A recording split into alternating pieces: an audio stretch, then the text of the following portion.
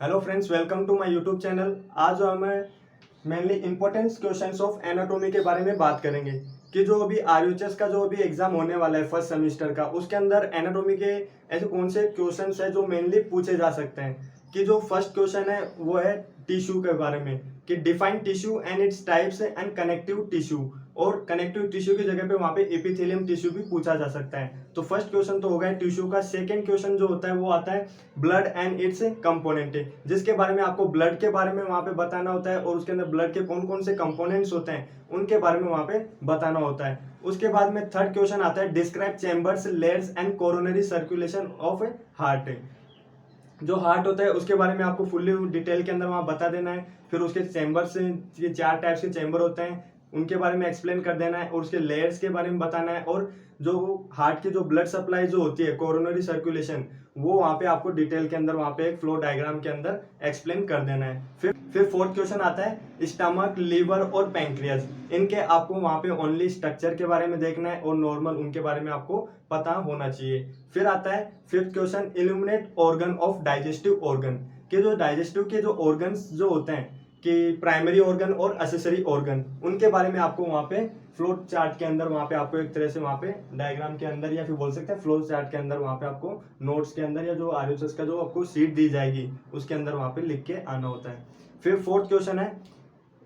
Six question है heart and its structure, कि वहां पे आपको हार्ट के बारे में बताना है और उसके स्ट्रक्चर के बारे में बताना है। उसके बाद में है मसल्स ऑफ रेस्पिरेशन, कि जो रेस्पिरेशन जो करते हैं अपन, इंस्पायरेशन और एक्सपायरेशन, ये एक तरह से मसल्स कौन कौन से उसके अंदर काम आते हैं उनके बारे में आपको बताना है। उसके बाद में ग्रोस एनाटोमी ऑफ लंग्स, कि लंग्स के बारे में आपको वहां पे बताना है कि लंग्स के कौन कौन से पार्ट्स होते हैं, कौन से लेफ्ट साइड और 2 लॉब्स होते हैं।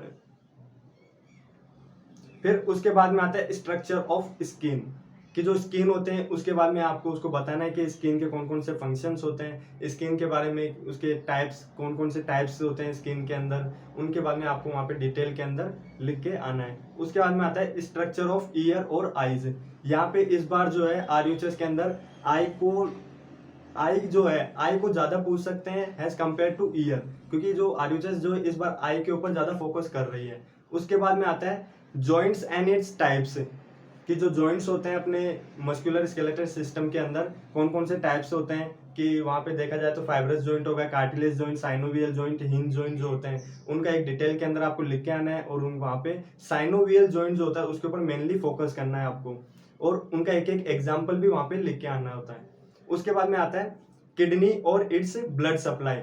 आपको किडनी के बारे में एक तो वहां पे फुल्ली वहां पे एनालिस करना है, फुल्ली जो भी आपको किडनी के बारे में बताएं कि उसका शेप साइज क्या होता है, कौन से पार्ट के अंदर L3 से T12 से लेके L3 तक होती है, और उसके कौन कौन से लेयर्स होते हैं, फंक्शंस क्या होते हैं, वो सब आपको लिख के और आपको एक छोटा सा वहां पे उसकी डायग्राम बना देना है। और जो ब्लड सप्लाई जो होती है किडनी की, वो वहां पे आपको फुल्ली एक फ्लो चार्ट के अंदर लिख के आना है। उसके बाद में आता है एनाटोमी ऑफ ब्रेन और स्पाइनल कोड, कि जो ब्रेन होता है अपना, ब्रेन और स्पाइनल कोड, उसके बारे में आपको वहां पे लिखना है। उसके बाद में जो फिफ्थ क्वेश्चन है, 15th क्वेश्चन जो है वो है एनाटोमी ऑफ नेफ्रॉन।